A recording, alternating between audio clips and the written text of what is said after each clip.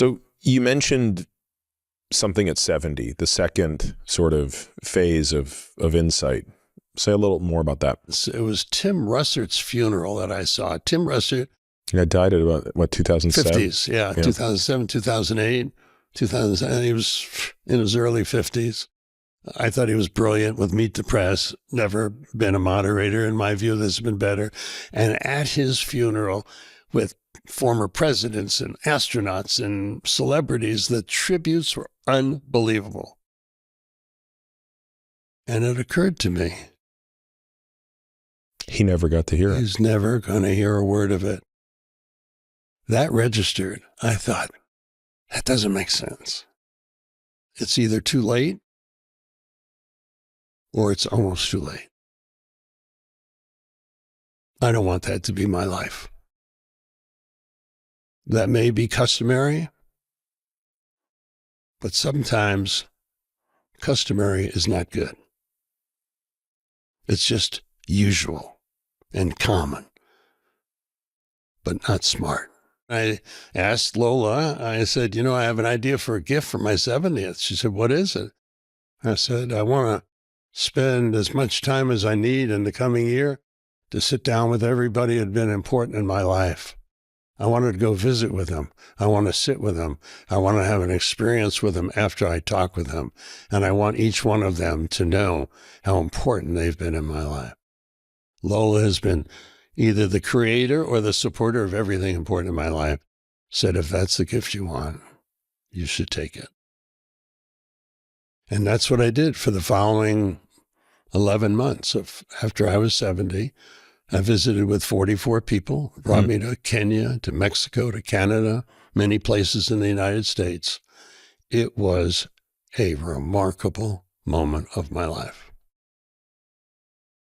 Give me an example of what such a meeting was like, or what, you obviously, if you're seeing 44 people across the globe in 11 months, we're talking about only days that you're spending with each person, right?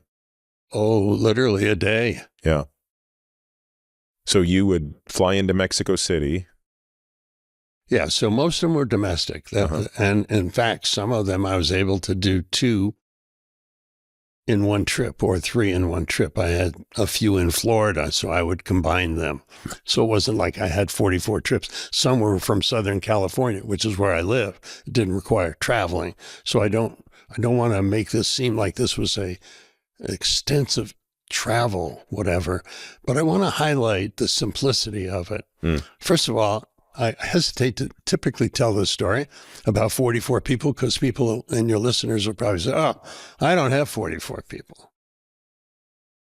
You have one, at least. And that's all I'm trying to inspire. So for me, the journey was my personal journey. Had nothing to do with inspiring anybody for anything. It was my personal journey. And I said, well, what process will I use? I took out a legal pad and I wrote the question, what difference did this person make in my life? And I would put bullet points down underneath it. Sometimes it could be 2 pages, but typically 1. I've got to go see him or her by the product of that process.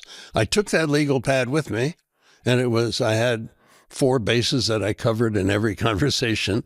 So yeah, there's some systemization to this, but each one was so different, but they followed a similar pattern. And what was that pattern?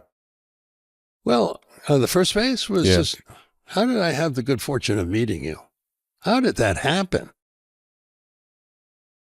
Then we talked about next base was all these shared experiences we had. Wow, amazing. Third base was the major one. I had my pad and I said, this is for me to express to you how important you've been in my life, and I want to tell you why.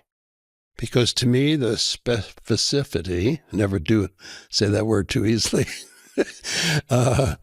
was where the richness of the conversation. It wasn't, I love you. It wasn't, although I did tell them I love them. It wasn't a general remark. It was a specific remark.